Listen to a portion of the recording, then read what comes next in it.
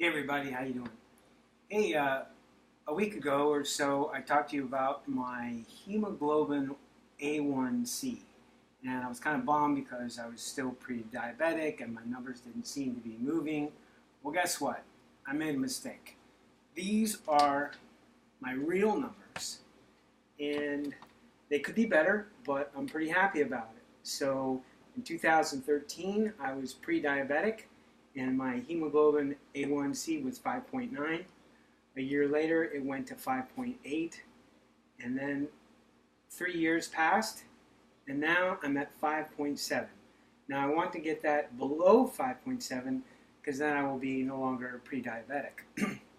And even though it's called pre-diabetic, it's actually a bad condition because it's affecting your blood sugar and your metabolism and all kinds of things that are affecting you in negative ways. So it's really better to be not pre-diabetic at all, but it's better than being diabetic.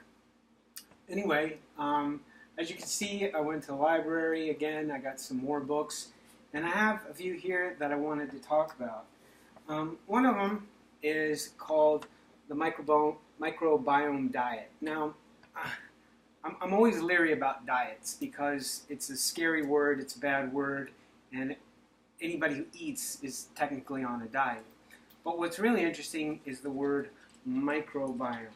And this is a 6-pound living bacteria colony that lives inside your stomach, and it helps you pre-digest and digest food, and it keeps you healthy. And so a lot of people are talking now about the reason there's so much obesity in overweight people is because their microbiome has been compromised. Now, I know for a fact that mine had been compromised, and one of the things that will do that is antibiotics. So I highly recommend you stay away from that, and in the meantime, build up your microbiome. And you do that by eating probiotic, not antibiotic, but probiotic substances, and that would be things like unpasteurized sauerkraut, unpasteurized pickles, things that are kind of fermented. And one of my favorites is this, and it's a kombucha drink. It's basically fermented tea, and it's effervescent, so be careful, don't want to shake it up before you open it. They have all kinds of different flavors. This is one of my favorites, strawberry serenity, which is, just marketing gibberish. But it's really tasty, and it's got some sediment in the bottom. So what I normally do is I open it very carefully, I drink some, and then I kind of turn it upside down, but very gently, just to get some of those little goobers all shaken up and into the mix. Another thing that I got, and this was a recommendation from my mom. I meant to get the book, but for some reason they sent me the disc from the library. And it's about this couple who fixed up homes, and since Kiki and I are kind of in the process of doing that, I thought I should be a little bit more handy and learn some tricks from that. So, thanks, Mom. Let's see. Here's a couple of books that I'm reading. Two very similar.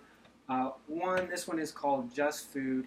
And this guy, he takes a very scientific approach about where your food comes from and the food choices you make. And he gives you a lot of data saying, for example, it doesn't matter where your food comes from. It's not necessarily great to eat local if it's causing environmental damage, and that it might be better to get your food shipped across the United States. He has some other interesting and controversial ideas, but it's good stuff. This one is in a similar vein, but it's a slightly different tactic. And this woman basically lives like a low-wage earner at fast food restaurants like Applebee's and things like that. And basically what she's saying is that food is subsidized in weird ways that are affecting how we eat and not in a healthy way. And so as a result of the policies of government, food doesn't have as much nutrition, workers are kind of underpaid, and people eat too much food.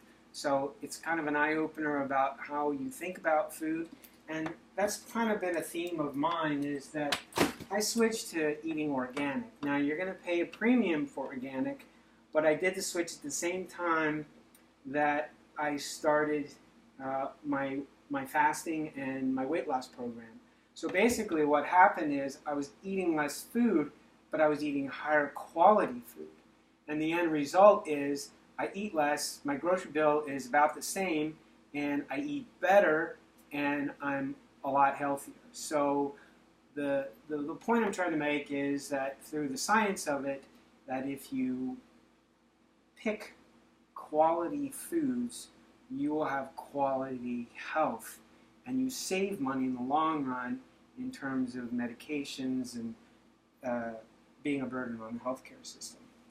Now, this book is really interesting, and it's really, I mean, you could basically get the gist of it looking at the table of contents. And they're really just short little things that you could just read really quick. And he summarized all these great tips. And really, he covers just about everything I've been studying for like the last 5 years. He says things like small plates, smaller waistlines. Dried and juices is fruitless. And so he's just got a lot of things, just very short, easy to read, and a lot of tips about what you can do and the choices you can make to be a healthier person. So, and then the last book doesn't really involve health at all, except for it's the memoir of Bryan Cranston, and it's really interesting to see how he approached his roles and how he kind of, what kind of mindset he was in to do Malcolm in the Middle versus Breaking Bad Walter White. And I enjoyed both of those shows, and I've enjoyed some other things he's in. Really quick read, good book, enjoy it very much. So that's my book summary and my health advice and other things. And this isn't really my hat. This is Kiki's hat, but I thought it added a little color. So anyway, thanks a lot, and talk to you soon.